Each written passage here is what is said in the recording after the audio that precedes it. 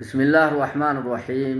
الحمد لله رب العالمين، والعاقبة للمتقين ولا عدوان إلا على الظالمين، والصلاة والسلام على أشرف الأنبياء والمرسلين وعلى آله وصحبه أجمعين ومن تبعهم بإحسان إلى يوم الدين. أما بعد، فيا إخوتي الكرام وأخواتي الكريمات، السلام عليكم ورحمة الله وبركاته. ተከበራችሁ ወንድሞቼና እህቶቼ አላህ ባላችሁበት ያክብራችሁ። የረመዳን ትሩፋት አላህ ያወፍቃችሁ። በረመዳን ያላህን ማርታ፣ ያላህን እዝነት፣ ያላህን ተሳት ነፃ ማውጣትና ያላህን ውደታ ሁላችንንም አጎናጥፎ የምንወጣ አላህ ያድርገን። በያለንበት አላህ ሰላማችን ይጠብቀውና ትንሽ ስለ ተቅዋ ማስታወስ ወደድኩ። ተቅዋ የሚባለው ነገር በቁርአኑ አላህ ሱብሓነሁ ወተዓላ ጾምን የደነገገበት ምክንያት ሲናገር ለተቅዋ መሆኑን ያስረዳናል። يا أيها الذين آمنوا كتب عليكم الصيام كما كتب على الذين من قبلكم لعلكم تتقون.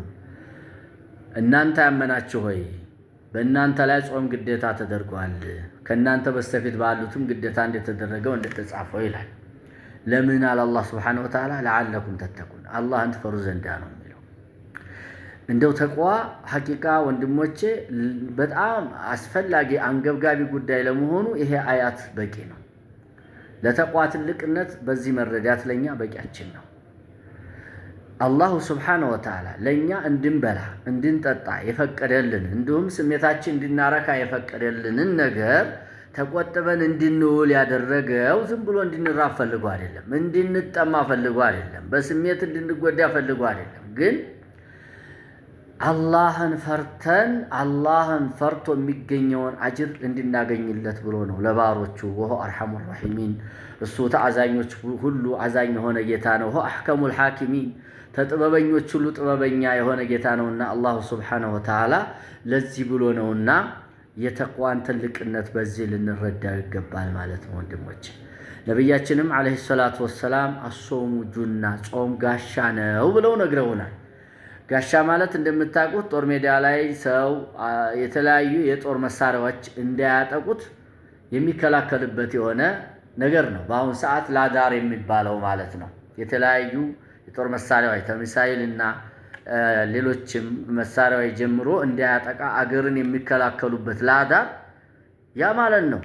በዛ ዘመን የነበረው ጋሻ በአሁን ሰዓት ላዳር ማለት ነው። እና ይሄ ጾም የሚባለው ነገር እንግዲህ ተቅዋ ለማግኘት ለኛ ወንጀልን ለመከላከል የምንጠቀምበት ትልቅ መሳሪያችን ነው ማለት ነው። ዛሬም ዱንያ ላይ ተወንጀል ለመከላከል ነገም በአኺራ ተሳት ለመከላከል እና የጀነት ለመሆን የተዘጋጀልን የሆነ ትልቅ ስራ ነው ይሄ ጾም የሚባለው ነገር ተቅዋን እንድናገኝ ማለት ነው።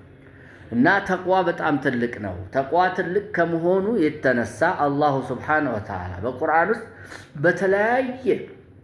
በተለያየ አንቀጾች የተለያየ ትሩፋት እንዳለው ይናገራል።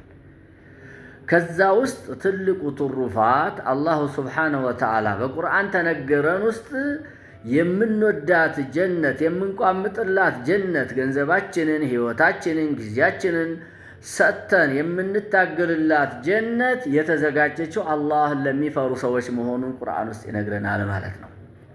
ምን ይላል አላሁ ሱብሓነሁ ወተዓላ ፊ ሱረቲ አሊ ዒምራን ላይ ወሳሪዑ ኢላ መግፊረቲን ሚን ረቢኩም ወጀነቲን ዐርዱሃ አሰማዋቱ ወልአርዱ ኡዒደት ሊልሙተቂን ብሎ 4 ነጥብ ዘጋው። የአላህን ማርታ ወደምታገኙበት መልካም ስራ ተሯሯጡ ይላል። የሰው ልጅ ጥፋተኛ ነው፣ ይሳሳታልና ለዛ ለተሳሳትነው ነገር ማርታ ማግኛ መንገዶች ተቀምጠዋል፣ ለዛ ተሯሯጡ ይላል። ኢነል ሐሰናት ዩዝሂብነ ሰይአት ወአትቢኢል አሰይአት አልሐሰና ተምሑሃ ነውና መልካም ስራዎች መጥፎ ስራን ያብሳሉ። መጥፎ ስራን በመልካም ስራ አስከትለው መልካም ስራ መጥፎ ስራን ያብስልሃል ብለዋልና ነቢያችን አለይሂ ሰላቱ ወሰላም። ወደዛ ስራ ተሽቀዳደሙ ይልና ወደ ጀነት የሚያበቃችሁን ስራ ተሽቀዳደሙ ይላል። ጀነት ወደ የሚያበቃችሁ ስራ የጀነት ስፋቷ ሰማያት 7ቱ ምድር 7ቱ ተደርድሮ የምታክልናት ነው የሚለው አላህ ሱብሓነሁ ስፋቷ ወይም ወርዷ ማለት ነው። አላህ ሁላችንም የጀነት ያርገንና እንግዲህ የቁመቱን ነገር የሚያውቀው የለም ማለት ነው፣ ስፋቱንና ወርዱን እንጂ ያቺ ጀነት የተዘጋጀችው ለማን ነው? አለ አላህ ሱብሓነሁ ወተዓላ ሊልሙተቂን አላህን ለሚፈሩ ሰዎች ነው የሚለው። አያችሁት ወንድሞች፣ አያችሁት እህቶች፣ የግድ የጀነት ሰው ለመሆን የጀነት ሰው ሆነን ለመብቃት አላህን ፈርተን መገኘት አለብን። አላህን ታልፈራን ጀነት የተዘጋጀችላቸው ሰዎች አይደለንም ማለት ነው። እንዴት ሊሆን ይችላል?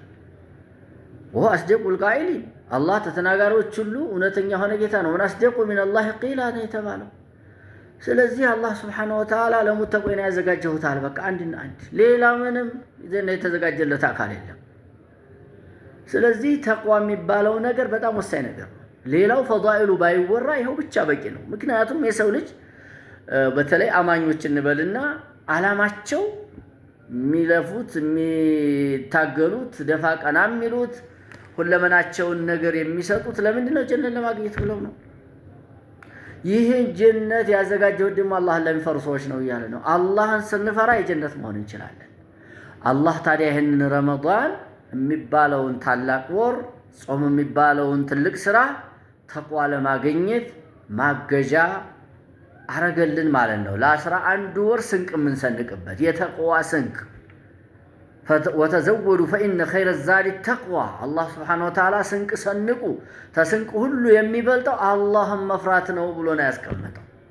ይሄን ትልቅ ስንቅ የተቅዋ ስንቅ በ11 ወር ውስጥ አላህን ፈርተን አላህን ታዘን ያዘውን ታዘን የከለከለውን ተከልክለን እንድናሳልፈው ዛሬ ስንቅ ይዘን እንድንወጣ አድርጓልና ይሄንን ረመዳን በዋዛ ፈዛዛ እንዳናሳልፈው፣ የሚፈለገውን ነገር የሚወደደውን ነገር መሰራት ያለበትን ነገር ሰርተን ይሄንን ታላቅ ወር ረመዳንን እናሳልፈው። ተቅዋን ስንቅ ይዘንበት። አላህ ረመዳን የደነገገው ስንቅ እንድንይዝለት ነው። የምን ስንቅ? የተቅዋ ስንቅ። ስለዚህ እኽወቲ ወአኸዋቲ ፊል ኢስላም የተቅዋን ስንቅ ይዘን እንድንወጣ በዚህ በረመዳን በጣም ሰስተን ጓጉተን በኸይር ስራ ላይ ተደፍተን ተመጥፎ ስራ ርቀን ተቅዋ ይዘን የ11 ወር ስንቅ ይዘን መጓዝ አለብን። ተቅዋ የሚባለው ነገር ጀነት የተዘጋጀላቸው ሰዎች ሀብት ነውና የሚል የዛሬ መልእክቴ ነው። ይቀጥላል ኢንሻአላህ። አላህ እኔንም እናንተን በዚህ በረመዳን ተቅዋ አግኝተን የምንወጣ አላህ ያድርገን። ወቢላሂ ተውፊቅ ወአኺሩ ደዕዋና አልሐምዱሊላሂ ረቢል ዓለሚን። ወሰላሙ ዓለይኩም ወረሕመቱላሂ ወበረካቱሁ።